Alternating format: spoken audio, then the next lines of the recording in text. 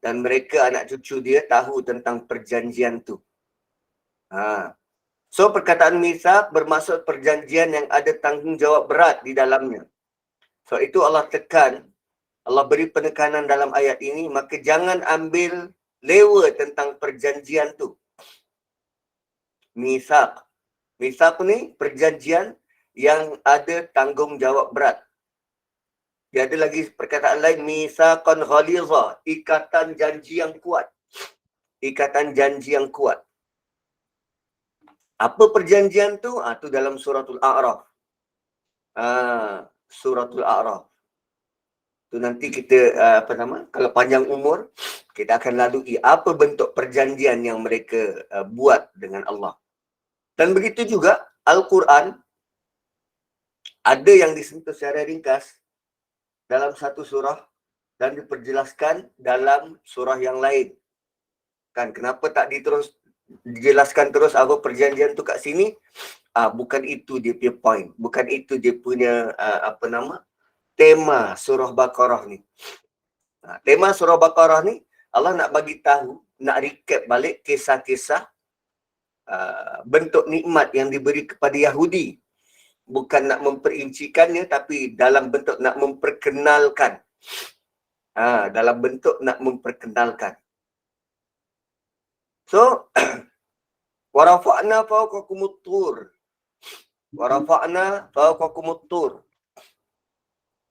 So, bila Allah kata pada Yahudi, ingat perjanjian tu.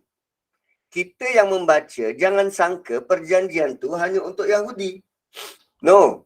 Bila Allah letak dalam Quran, ia juga bermaksud perjanjian itu untuk kita perhatikan juga. Perjanjian itu untuk kita perhatikan juga. Tuan-puan, perkataan misak ini, selain daripada Allah guna untuk Yahudi, perjanjian dengan Yahudi, perkataan yang sama misak, Allah guna juga untuk bila Allah buat perjanjian dengan Rasul-Rasul Ulul Azmi. Rasul-Rasul Ulul Azmi. So, perjanjian dengan Yahudi, levelnya sama berat dengan perjanjian dengan Rasul-Rasul Ulul Azmi. Dan dekat mana lagi Allah guna perkataan misak? Allah guna perkataan misak pada suami-suami yang akad nikah. Akad nikah tu, tuan-tuan, akad nikah tu, itu dipanggil misak. Dan misaqan ghaliza. Satu perjanjian yang ada, yang bakal menggalas tanggungjawab berat. So, para suami, ketika anda lafazkan akad dulu, anda bukan sekadar berjanji dengan bapa mertua untuk jaga anak dia dengan baik. Anda sedang buat perjanjian dengan Allah Subhanahu wa Ta'ala. So, itu weightage, level beratnya tanggungjawab tu. So, kalau kita buat sambil lewa, anda sedang jeopardize, sedang memperjudikan masa depan anda. Tapi tak tahu dalam kelas kita ni banyak suami ke, banyak isteri ke? Mana tahu isteri boleh bisik-bisikkan? Tu, perjanjian waktu akad nikah tu. Sama level. Allah sebut perkataan sama. Wa idh akhadna mitsaqakum. Ketika kami mengambil perjanjian. Dan untuk kes Yahudi ni, Allah kata wa rafa'na fawqakumut tur. Kami angkat bukit Tur atas kepala. Waktu ambil sumpah tu, angkat sumpah tu, ambil perjanjian, kan diarahkan taat pada Allah. Kalau tak taat, dihempas bukit Tur di atas kepala.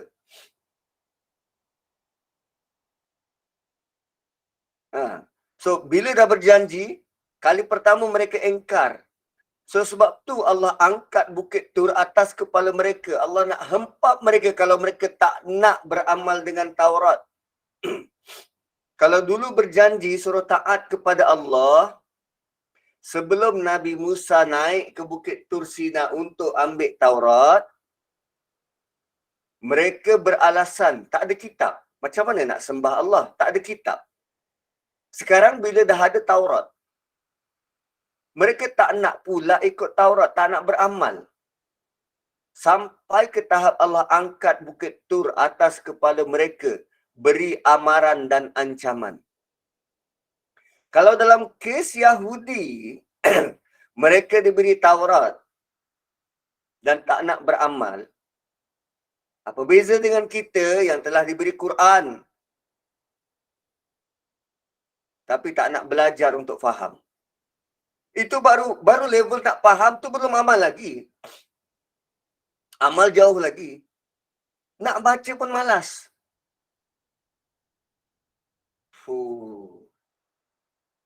Kalaulah kita dilayan macam Yahudi tu, diangkat Gunung Kinabalu atas kepala kita, diangkat Gunung Tahan tu atas kepala kita, kau nak baca tak Quran?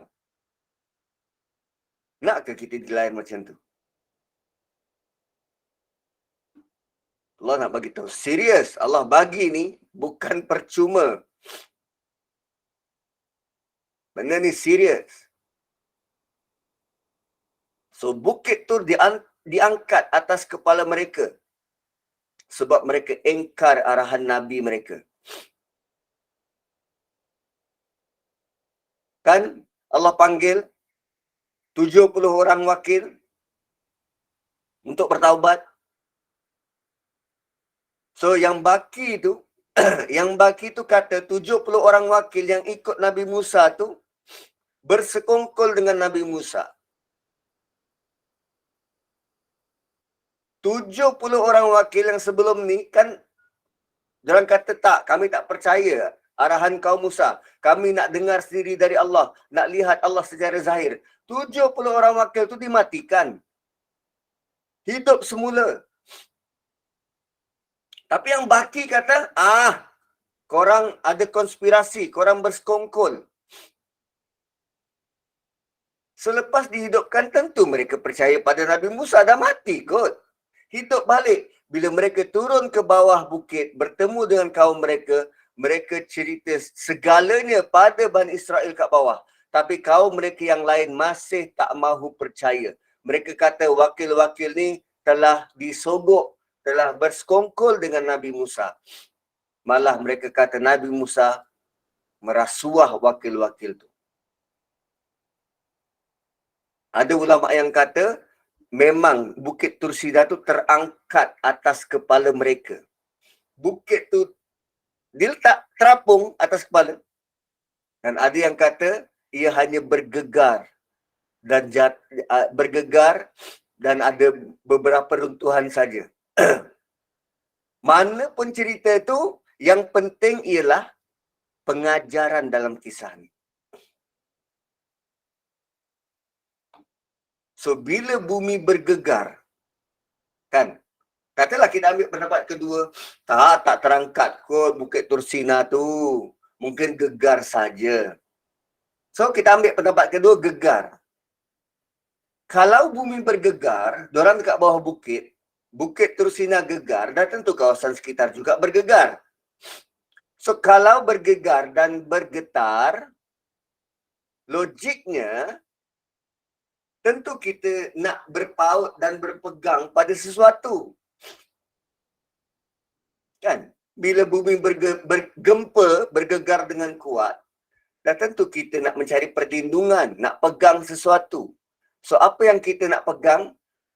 Allah tawarkan, khudhu ma atainakum biquwwah. Allah kata, pegang sungguh-sungguh apa yang telah kami beri pada kamu. Pegang kuat-kuat, biquwwah, dengan seluruh kekuatanmu. Pegang apa yang telah kami beri pada kamu. Mereka diarah untuk beramal sungguh-sungguh dengan Taurat. Jangan main-main. Mereka terima dari Nabi Musa, tapi mereka tak terima dengan serius. Kerana itu Allah angkat Bukit Tursina, Allah gegarkan Bukit Tursina untuk menakutkan mereka. Dan ia sebagai penekanan pada mereka untuk terima Musa, Nabi Musa dan syariat sungguh-sungguh.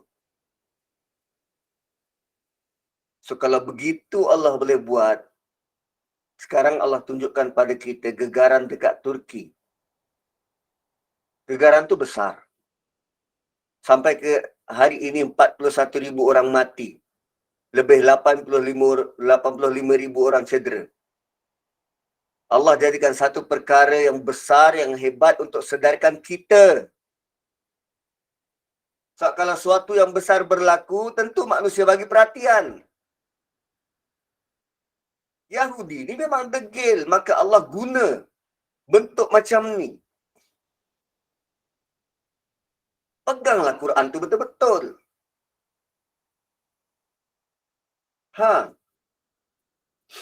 Pegang Quran tu betul-betul. Khudhu ma'atainakum biquwwah.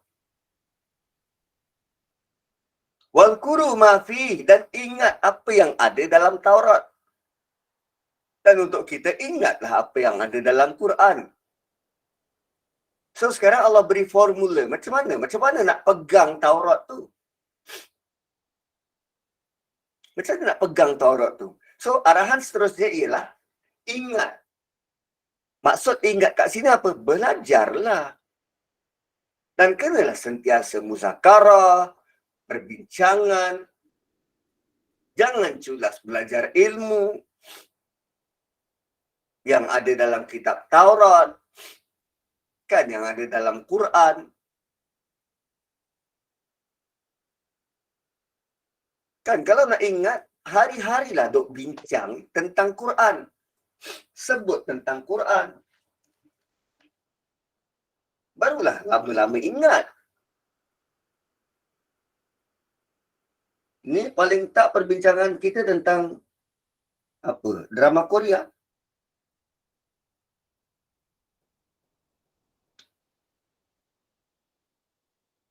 Kan? So, wadhkuru ma fi. Kalimah zakara bukan saja bermaksud ingat. Ia juga bermaksud mengingatkan.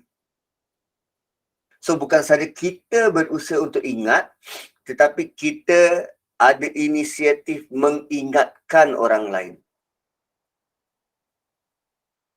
So, kita bukan saja dituntut untuk belajar, tapi kena mengajar pula, kena sampaikan pada orang lain.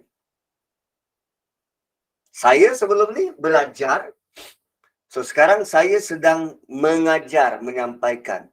Puan-puan selama ini belajar, dan dalam masa yang sama puan-puan juga kena mengajar pula orang lain. Ajar, bagi tahu, sampaikan.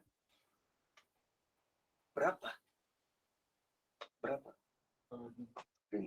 Nanti aku bagi. Aduh, tak apa. Nanti aku bagi. So, belajar dan mengajar. Itu maksud zakara. Zakara. So, sebab bila kita mengajar dan sampaikan orang lain, kita akan terngiang-ngiang, teringat-ingat ayat-ayat dalam surah-surah yang lain. Contohnya Allah kata, Ya ayyuhalladzina amanu lima taquluna ma la taf'alun. Wahai orang beriman, kenapa engkau cakap tapi engkau tak buat? So, bila kita mengajar, kita didorong untuk, aku cakap ni aku kena buat. So, belajar dan mengajar akan hasilkan keinginan untuk beramal. Untuk buat.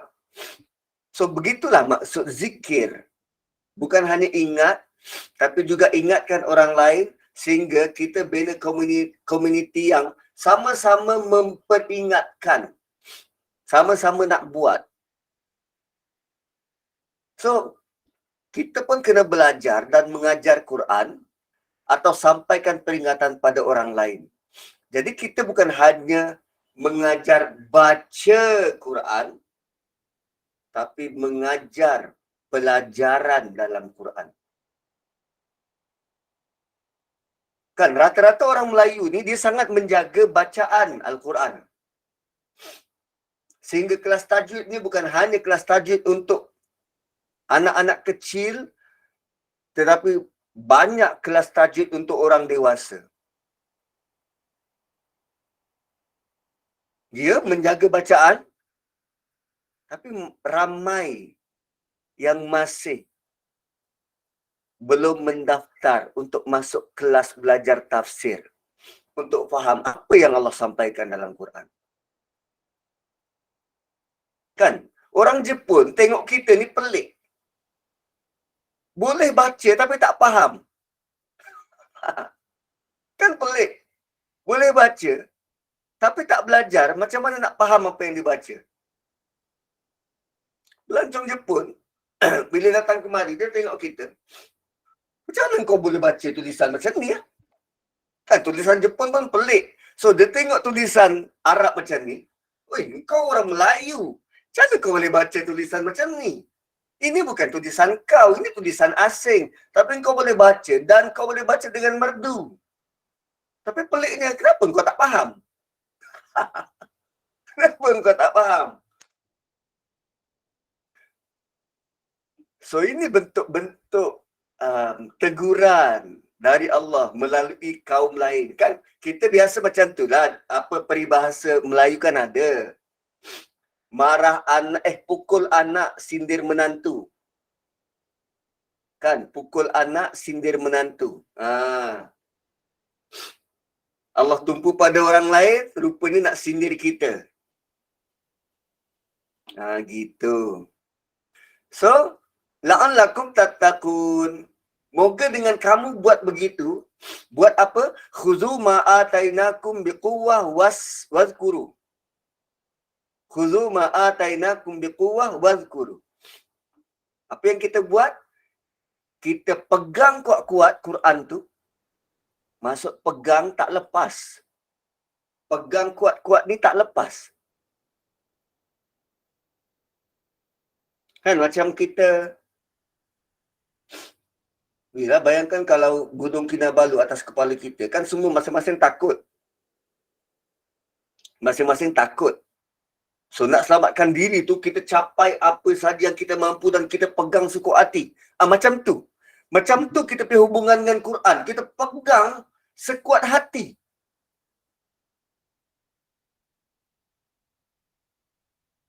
Nyawa jadi taruhan tau. Tu, khuzu ma'atainakum.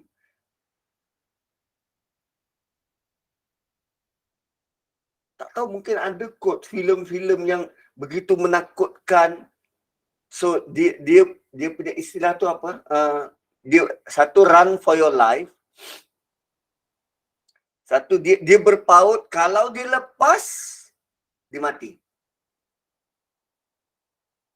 So, ini gambaran yang Allah cuba datangkan pada Bani Israel dan pada kita.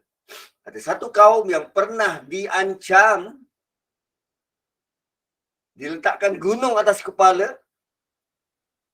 Mereka sangat ketakutan, mencari tempat berlindung, peganglah capai apa yang mereka mahu. Dan mereka pegang tu dengan erat. Nyawa dari taruhan. Pegang sungguh-sungguh. Dan kemudian wazkuru. Belajar. Apa yang ada di dalamnya. Ma fihi la'allakum tattaqun. Allah menggunakan perkataan la'alla. La'alla ni maksudnya mudah-mudahan. Moga-moga. Tapi di sisi Allah, ia bermaksud pasti. Kalau Allah guna la'alla, ia bermaksud pasti. So, jika mereka berpegang dengan Taurat, mereka pasti selamat. Kita, jika kita pegang dengan Al-Quran, kita pasti confirm selamat. So, kalau kita belajar dan mengajar Quran, kita pasti dapat takwa tu. Lambat laun, slowly but surely kita akan dapat takwa.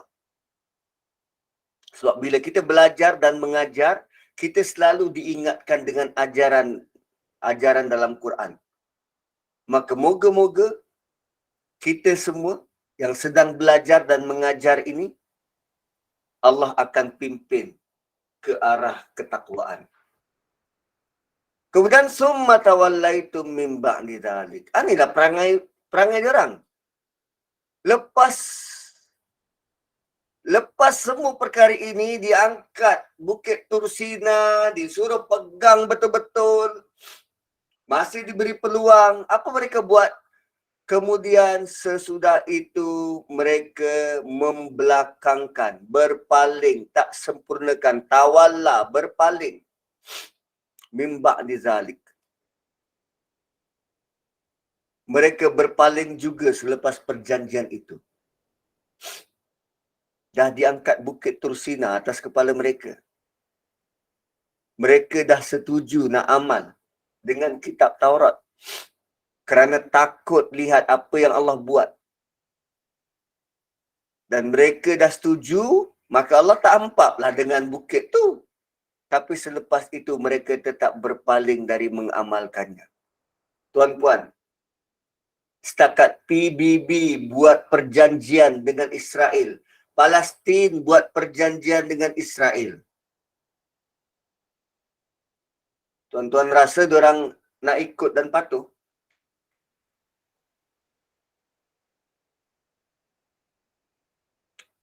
Dia berjanji dengan Tuhan pun dia ingkar. So buat persidangan itu, persidangan ini, konon gencatan senjata, tak payah percayalah Yahudi ini. Ni level teruknya bangsa ni.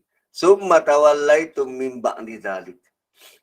Kedua-dua golongan dari Bani Israel berpaling dari perjanjian itu.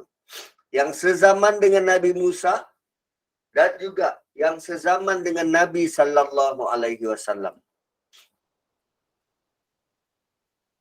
Kan waktu Nabi sampai ke Madinah, Nabi buat apa? Piagam Madinah. Kita kena ingat, walaupun piagam Madinah tu tidak diambil, tidak diperaku dengan mereka yang hidup di zaman Nabi itu. Tapi Yahudi-Yahudi itu tahu tentang piagam tu, tentang perjanjian tu. So mereka bila duduk dekat Madinah, mereka tertakluk dengan perjanjian tu.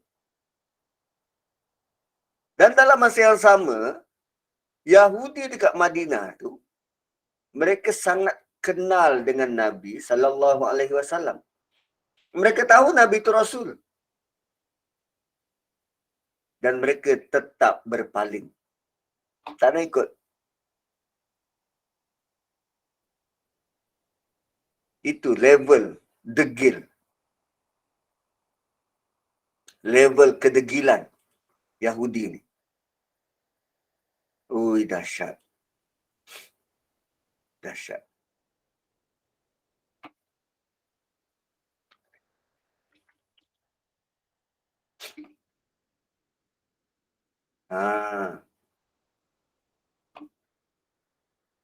So, falaula fadlullahi alaikum. Kalaulah bukan kerana kurniaan Allah kepada kamu. Maksudnya apa? Allah masih beri peluang. Allah masih beri peluang pada mereka. Falaula fadlullahi alaikum warahmah. Kurnia yang disebut adalah melambatkan azab. Nah, kurniaan Allah atas mereka ni, Allah tangguh azab tu. Umat sebelum ni, tak tunggu dah. Tak tunggu. Diorang tolak je Rasul, terus datang azab. Tolak je, terus datang azab. Tapi ini mereka terang-terang berpaling. Summa tawallaitu min ba'di dzalik. Dah berjanji, berpaling, tak nak ikut. Maka Allah kata, kalau bukan kerana kurniaan Allah ke atas kamu, kalau bukan kerana Allah lambatkan azab tu. Sebab bila mereka berbuat syirik pada Allah, derhaka pada Allah, Allah tak terus matikan mereka. Tak terus berikan azab. Allah biarkan dulu. itu bentuk kurniaan. Kerana beri peluang untuk bertaubat. Bukan bermaksud Allah tak terus beri azab tu kerana Allah redha. Tak, bukan. Namun ada juga masyarakat kita yang kata, dia okey je. Kan? Aku pakai pakaian perempuan, okey je, boleh je pergi ke Kaabah. Tak ada pun kilat. Seolah-olah macam Allah okey je. Tuhan berkenan dengan perbuatan salah itu. Sebab tu mereka tak diberi azab. Diorang punya alasan apa? Kalau Allah tak suka, tentu Allah dah berikan azab. Allah tidak berikan azab terus. Sebab Allah masih nak beri peluang untuk berfikir dan bertaubat. Ada juga dalam bentuk Allah beri azab sikit-sikit. Tapi Allah tak berikan azab yang sampai terus hapuskan macam kaum Ad, kaum Samud. Allah bagi sikit-sikit. So perkataan fadlun maksudnya suatu pemberian yang lebih dari yang sepatutnya. Kan fadlun ni kita tahu kalau beri lebih daripada yang sepatutnya. So kurniaan Allah kepada Yahudi adalah mereka telah diampunkan dosa-dosa mereka dan mereka telah diberikan ramai rasul dan nabi. So Allah nak beritahu mereka kalau tidak kerana kurniaan Allah pada mereka, mereka akan terus menjadi orang yang sesat. Maka ikutlah Nabi sallallahu alaihi wasallam. So falaula fadlullahi alaikum wa rahmatuh. Kalaulah bukan kerana fadlullahi wa rahmatuh, kalaulah bukan kerana kurniaan daripada Allah dan rahmatnya. Kurniaan dari Allah dan rahmatnya. Rahmat ni merujuk kepada kitab. So fadlun dilambatkan azab. Rahmat merujuk kepada kitab. Tuan-puan, bukankah antara tanda akhir zaman Allah tarik balik, Allah angkat balik rahmatnya? Antara rahmat yang Allah angkat ialah Quran.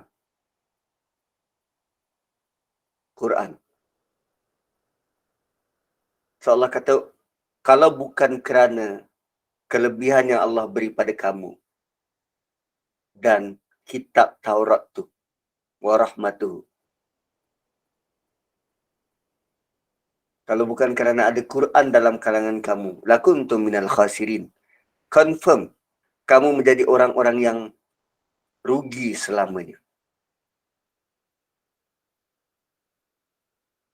Sekarang, walaupun masih ramai yang belum nak belajar, nak ambil tahu, nak ambil berat tentang Quran.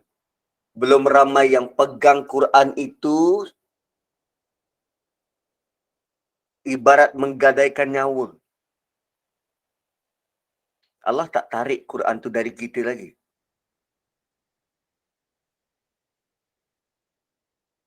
Kan? Lakuntum minal khasirin. Nescaya pasti kamu akan jadi orang yang rugi. Khasirin ada alif lam, kemudian ada khasirin. Ini isim fa'il. So isim tidak terikat dengan masa. Islam ni bermaksud infinite, selama-lamanya. So lakuntum minal khasirin, nescaya kamu akan menjadi orang yang rugi selama-lamanya. Ada bentuk kerugian, hari ini je rugi, besok belum tentu. Besok kalau usaha lebih, untung. Ada kerugian tu bertempoh. Kan, berniaga, setahun pertama ni rugi, belum boleh rolling, ROI belum capai. 3 tahun seterusnya untung.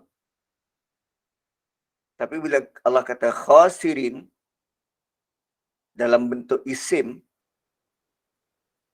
itu bermaksud rugi selama-lamanya. Selama-lamanya, sampai bila-bila.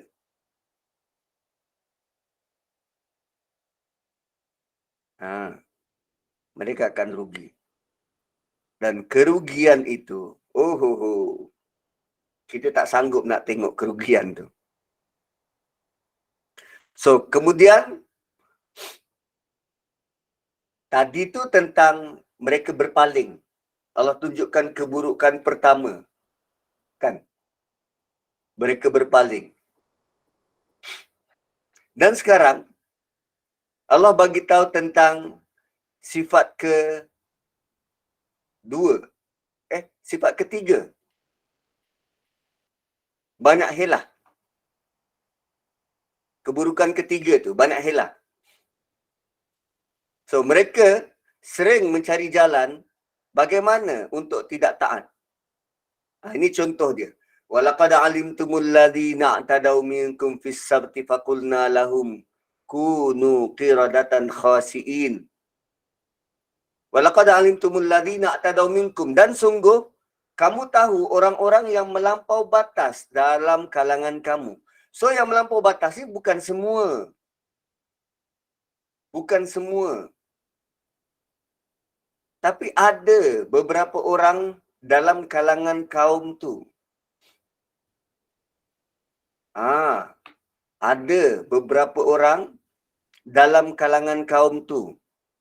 Walaqad alimtumul ladzina i'tadaw.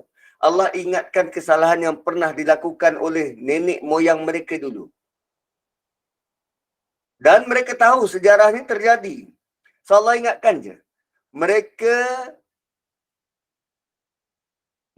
diingatkan apa yang berlaku akibat pelanggaran terhadap perjanjian.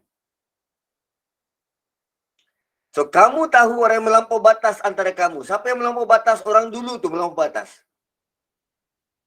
Kamu ni ditujukan kepada Bani Israel sekarang, zaman Nabi. Kamu tahu ada orang-orang dulu yang melampau batas. Bila dia melampau batas? Fis sabti, pada hari Sabtu. Ini cerita zaman Nabi Musa. Dan ada ulama yang kata, ini berlaku di zaman Nabi Daud. Di zaman Nabi Daud, selepas Nabi Musa.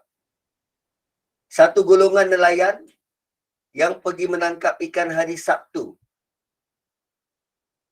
Dan kisah ini juga disebut dalam suratul A'raf ayat 163.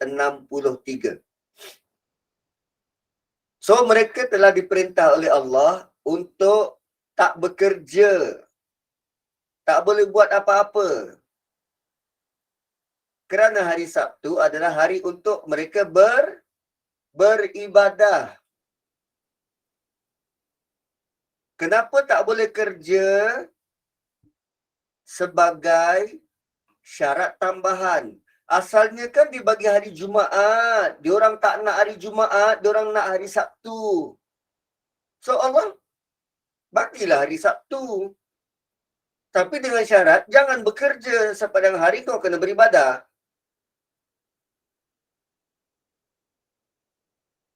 Sepanjang hari kau kena beribadah, tak boleh bekerja. Dan cuba tengok seluruh dunia sekarang. Mana negara yang bekerja hari Sabtu? Negara mana yang bekerja hari Sabtu?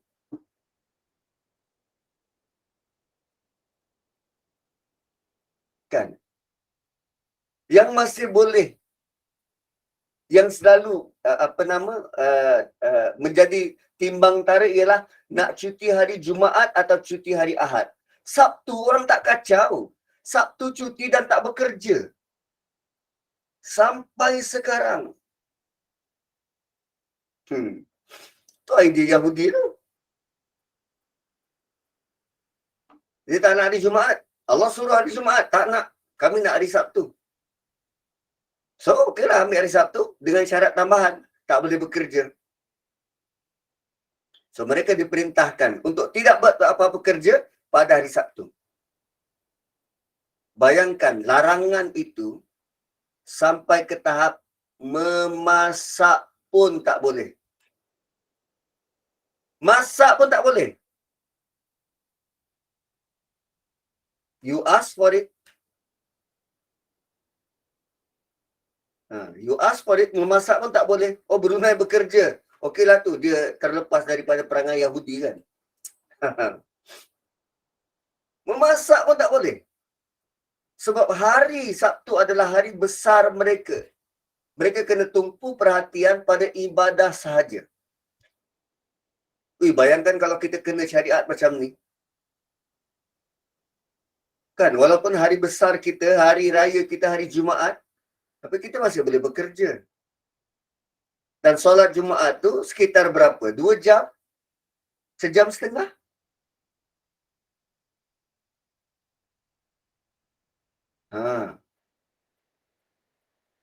Hari Sabtu diorang tak boleh buat apa-apa sepanjang hari.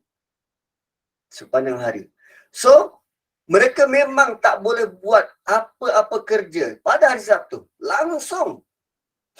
Tapi menariknya, di situlah datang ujian dari Allah. Di situlah Allah nak uji kepatuhan kepada perintah. Ikan-ikan timbul pada hari Sabtu, melompat-lompat depan mata. Ikan timbul melompat-lompat depan mata. Kerja pula nelayan, nampak ikan yang rare, jarang-jarang, ikan mahal. Dan mereka nampak ikan tu sampai tak sabar. Sebab dia bukan nampak ikan. Dia nampak peluang untuk dapat duit yang banyak. Peluang untuk dapat dunia.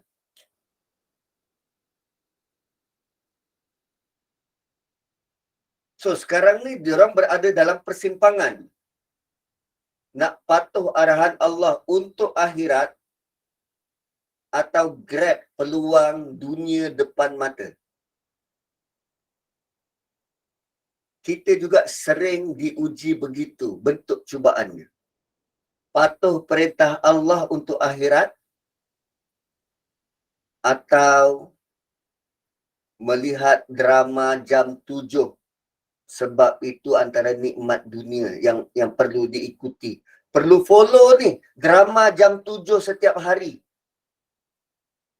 Maghrib dekat ujung-ujung waktu.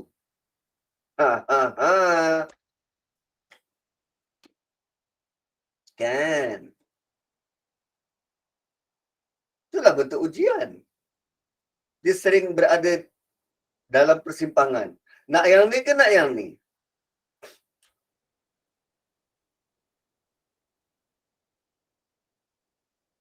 So, apa yang mereka buat? Mereka buat jerat pada hari Jumaat. Pasang pukat hari Jumaat supaya ikan-ikan tu masuk pukat pada hari Sabtu. Dan pukat itu hanya akan diangkat pada hari Ahad. Tak, mereka tak kerja hari Sabtu. Itu bentuk helah dan menipu. Mereka tak buat pada hari Sabtu. Tuan-puan, benda ni ada dalam masyarakat kita. Dia buat helah.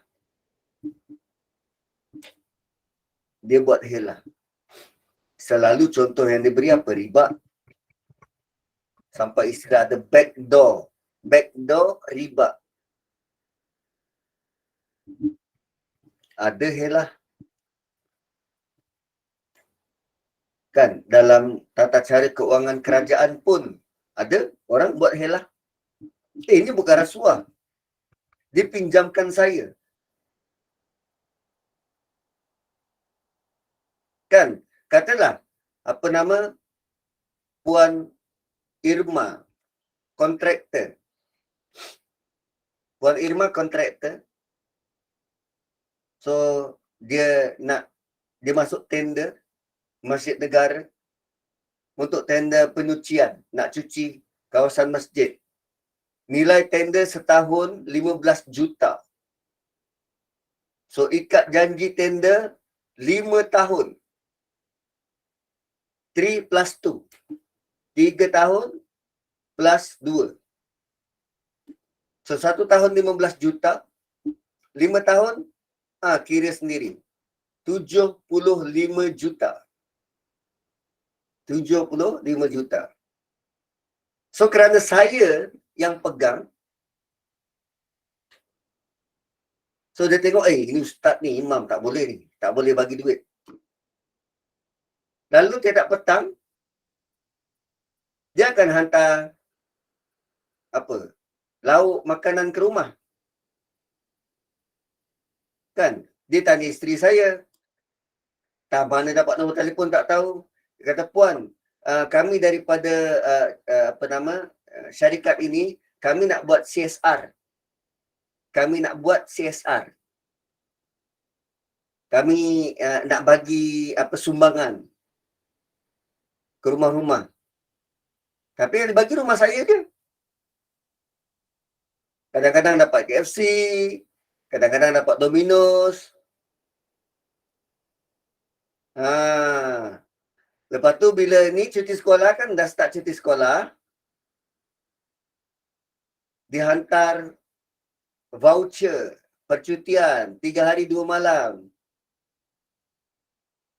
All covered. Dihantar voucher ke Legoland. 3 hari 2 malam. Hotel tu, hotel ni. Kemudian kadang-kala dia hantar orang untuk jejak saya punya pergerakan. Dia hantar orang untuk jejak pergerakan saya. Dia tengok, okey ustaz, kali ni dia keluar dengan keluarga. Pergi mana? Pergi Alamanda kot. Okey, dia ikut. Pergi Alamanda, ikut. Tengok masuk pergi Jaya Grocer ataupun masuk pergi Aeon nak beli barang dapur. Dia follow je. Follow, time nak bayar, tak, dia bagi kad. Dia bayarkan.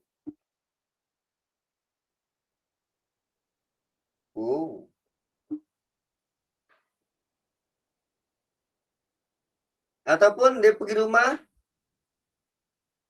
kereta hantar servis ke, dia bagi tawaran, ustaz, nak guna saya punya kereta ke?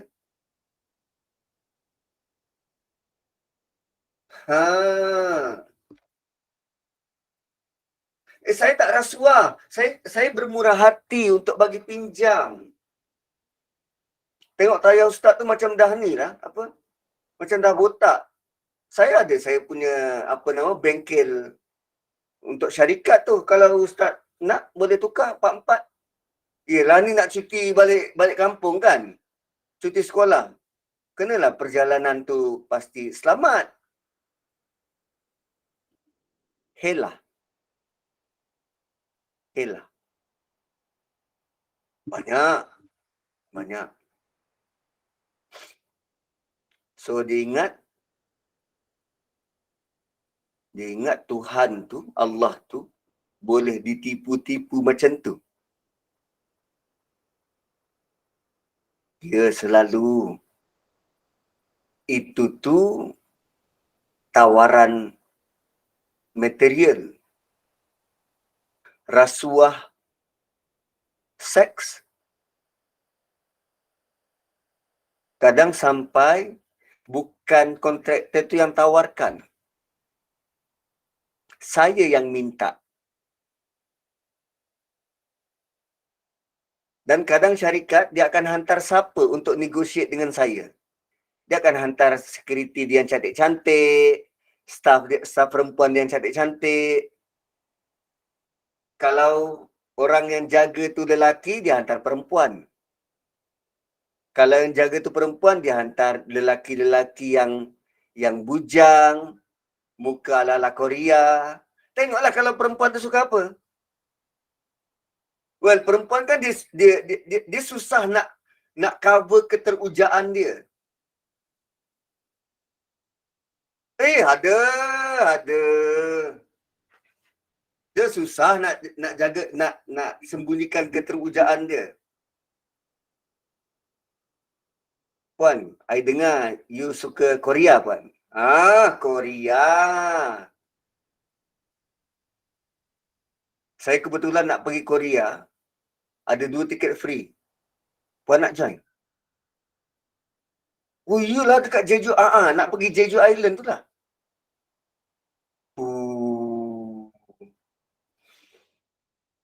Banyak.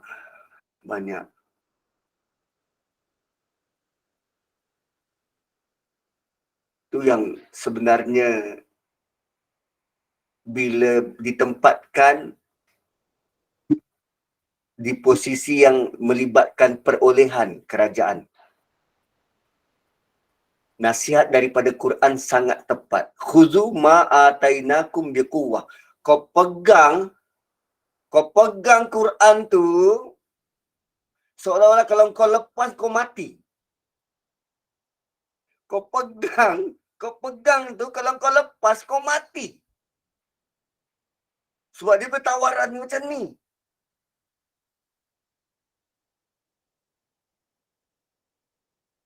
Kadang kalau dengan kita takluk, anak kita dibayarkan yuran. Tiba-tiba dia ada email masuk, tahniah anak tuan telah didaftarkan untuk masuk kem cuti sekolah. Seminggu kat tempat tu. Hasil sumbangan hamba Allah.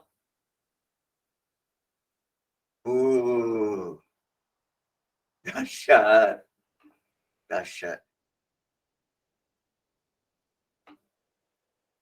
So, bila berlaku macam tu,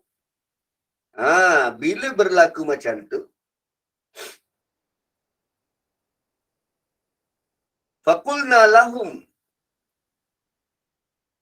bila dia cuba buat helah dan kalau nak menipu,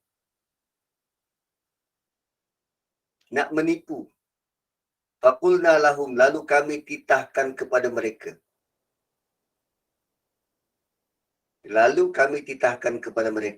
Kalau dalam tafsir yang saya baca ni, dia punya contoh lagi ekstrim. Contoh dia bagi ni lagi ekstrim. Contohnya apa? Dia kata, sama juga macam kita yang cuba untuk menipu Allah. Kita tak boleh pergi ke kenduri kahwin yang ada persandingan. Sebab persandingan itu menyerupai perbuatan syirik. Dia menyerupai amalan penganut Hindu menyembah dewa mereka. Namun ada juga yang pergi majlis macam tu dan kata, kita tak tengok majlis sanding tu, kita pergi makan je. Ataupun mereka datang sebelum bersanding atau selepas bersanding. Ini ekstrim nanti.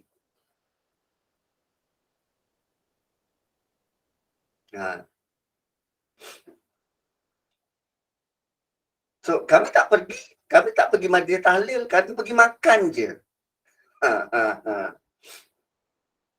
Cuba itu boleh diperdebatkan lah. Bentuk macam tu. So, faqulna lahum, orang bersanding tu kita raikan, bukan menyembah. Itu je. Cuma tafsir yang ini attempt, percubaan ahli tafsir ni untuk come out dengan idea dia berasimilasi dengan masyarakat. Macam itulah. So yang penting Bani Israel, dia buat helah semacam tu. Lalu Allah titahkan. Faqulna lahum. So bila Allah titah, itu azab. Bila Allah kata, kami katakan pada mereka, itu azab. Ini kerana degilnya mereka dan menyangka mereka berjaya buat helah pada Allah. Apa titah dari Allah? Kunu, jadilah kamu. qiradatan, kera, khasiin, yang hina. Kunu, jadilah kamu, qiradatan, kera yang hina. So, kerana kesalahan mereka, apa yang mereka buat tu, mereka ditukar jadi kera 3 hari. 3 hari. Sebab ni perangai macam kera. Mereka tukar jadi kera betul. Bukan kera Darwin tu. Tak, ni kera betul. Bukan perangai je macam kera. Setengah pendapat ahli tafsir, dia kata, dia tak bertukar jadi kera, dia jadi perangai macam kera.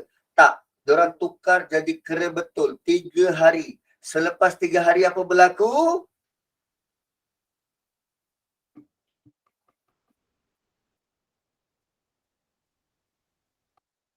Tak tahu akal bertukar ke tak. Tapi diorang jadi kera, selepas 3 hari mereka mati. So, apa chances untuk bertaubat tu? Kera dah memang ada. Kera dah memang ada. Tu, apa chances untuk bertaubat?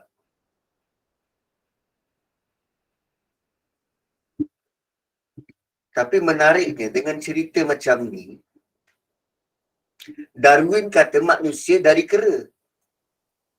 Kan pelik tu. Badan mereka jadi kera, akal masih akal manusia.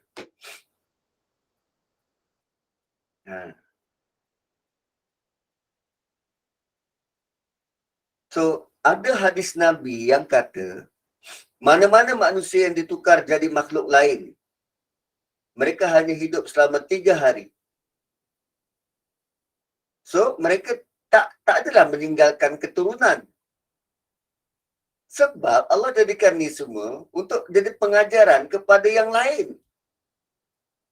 Yang lain.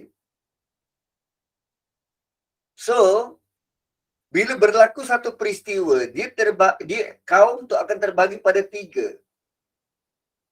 Sama macam kita, kalau berlaku apa-apa dekat highway, dekat jalan, manusia akan terbagi kepada 3. Pertama, yang buat kesalahan. Kedua, yang datang nak membantu. Dan yang paling ramai ialah yang tengok je. Sampai jalan jadi jam. Dia bantu ke tak? Dia turun ke tak? Dia terlibat ke tak? Dia tengok je. Lepas tengok tu, geling kepala. Laju ni, laju. Engkau jalanlah laju. Nyusahkan orang lain kat belakang. Ambil nombor pula nak tikam. Ada pula yang ambil kesempatan nak mencuri. Aduh, hancur lah. So, waktu itu ada dalam kalangan mereka yang buat kesalahan dan ada yang tengok je. Dan yang ketiga, ada yang menegur perbuatan tu. So, kerana selalu tegur, orang yang melihat, yang tengok je, yang tak tegur apa-apa, pun marah kepada yang menegur ni. Dan itu disentuh dalam surah A'raf. Yang buat salah satu hal. Yang tengok je, tak buat apa-apa, tak ambil tahu, tak ambil pot, satu hal. Dan ada pula golongan ketiga yang ada inisiatif tegur kesalahan orang yang salah. Bolehlah berkali-kali menegur orang yang salah ni. Yang tengok saja ni rasa irritated. Dia marah pula orang yang menegur ni. Dia tak buat apa-apa, dia marah orang yang tegur. Yang pasti yang buat salah tu jadi kera. Dan khilaf dalam kalangan ulama, sama ada mereka yang tengok tak tegur tadi jadi kera juga atau tidak. Hanya yang selamat orang yang menegur. Pun begitu. Ada pendapat lain yang kata mereka berperangai seperti kera dan bukanlah ditukar sampai jadi kera. Dan mereka dikatakan menjadi kera kerana isyarat kepada kera yang sejenis binatang yang tak kisah tentang halal haram, atau kera binatang yang tak kisah tentang halal haram. Seperti mereka juga, mereka tak kisah buat helah asalkan dapat dunia. So bagi kita, saya lebih selesa dengan pendapat mereka benar-benar jadi kera. Sebab apa? Allah mampu buat. Kalau boleh jadi kera, kenapa tak jadikan kera terus? Kan? Boleh gaduh, kenapa perlu bincang? Gitu. So tuan-tuan dan puan-puan, 9 suku, minta maaf terlebih 4 minit. Dan saya kembalikan kepada moderator kita. Alhamdulillah. Ustaz, ada hal ke? Nak buka soalan ke tak ya, Ustaz? Boleh? Saya punya kelas seterusnya pukul 10 dekat KD. Okey. Baik, kita ada masa sampai pukul 10. InsyaAllah tak. Okey, silakan. Kalau ada kemusykilan boleh tanya Ustaz.